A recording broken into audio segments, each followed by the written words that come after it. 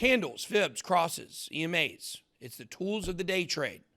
Don't be a noob and trade on websites that don't give you BitBoy bonuses.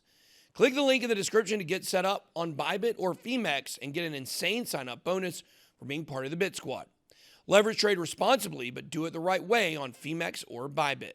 Bonus details in the links below. BitBoy Crypto Morning Tea. Good morning, everybody. It's December 27th, 2021. My name's Piano Matty B. That is Scaramucci's. This is your morning TA. A brief glimpse into the crypto markets, where the sun's shining, where the wind's blowing. All the humble opinion of this piano. Zamboni, bringing the data. The FOMO index is at 40 from yesterday's 37. Bitcoin dominance is at 40.1%, getting closer to cracking into the 30s. 24-hour volumes at 74 billion. Egads, she's low, folks. The overall market cap is 2.38 trillion. Give or take 100 million. Well, we've moved to the south of France for a week as the shindig in Davos has been canceled due to some sort of bug. So I'll be here until next week at this mid-century rental on the beach. Quick weekend rundown on the 4-hour chart saw a $1,500 dip on Xmas Day, from 51 down to 49.5. Just to put everyone in a little bit of a edgy mood at the dinner table.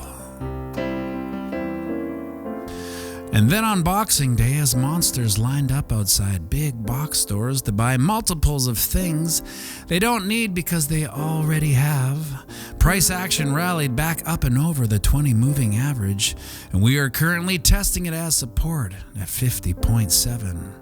Today on the charts, we are seeing hidden bullish divergence everywhere. She's a sneaky so-and-so, that's why she's called hidden, and it's usually at the end of a consolidation or a pullback. Now over on the 1-hour chart, we can see price action making higher lows amidst consolidation and a pullback, while the RSI, or Relative Strength Index, has made lower lows. And what hidden bullish divergence tells us is that there's still bulls left in the fight, and we should see a continuation of this movement to the upside. Some quick targets, if this probability plays out, are as follows. Another quick test of 51.4, which is really right around the corner.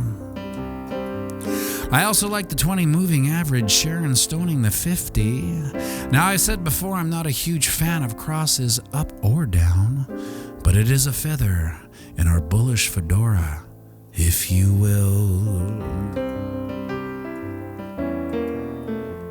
Now over on the weekly, we see the same thing. Price action has made higher lows amidst the rally and a pullback, while the RSI has made lower lows, signaling there is again more bull left in the fight.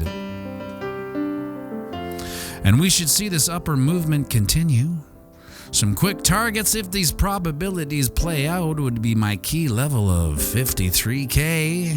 That is the level I want to see price action smash through so we can invalidate this mother of all head and shoulders pattern I've been talking about ad nauseum.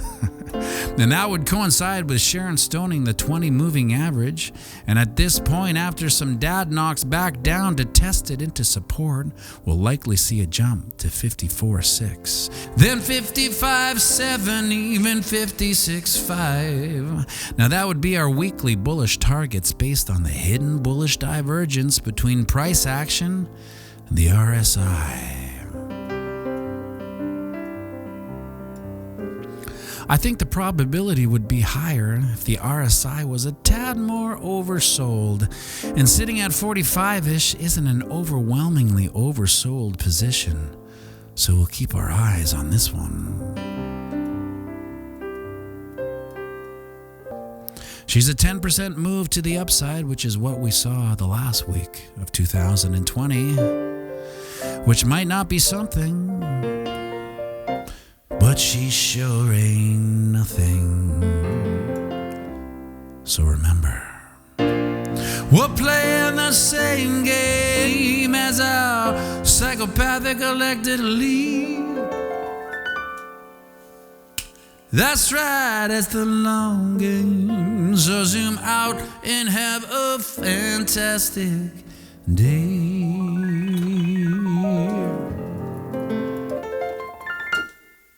BitBoy Crypto Morning Tea.